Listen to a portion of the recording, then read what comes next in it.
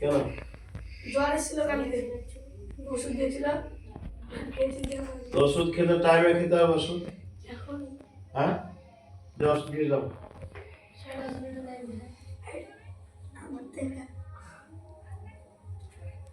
তাহলে মাদ্রাসার ছেলেদের আদব হবে একটা আলাদা। আদব মানে হচ্ছে নিয়ম। আদব মানে কি? নিয়ম বা তাদের একটা পদ্ধতি আলাদা হবে, যে তারা দিনের সঙ্গে আল্লাহর সঙ্গে যুক্ত থাকবে। মাদ্রাসার ছেলে কার সঙ্গে যুক্ত থাকবে? আল্লাহ রাসূলের সঙ্গে যুক্ত থাকবে।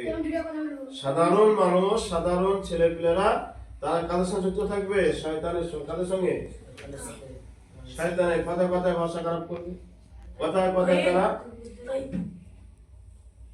কথায় তারা কি করবে? ভাষা খারাপ করবে। আমি করেছি, এই আমিত্বটাকে সামনে বজায় রাখবে। হ্যাঁ, তোমরা চুপ করে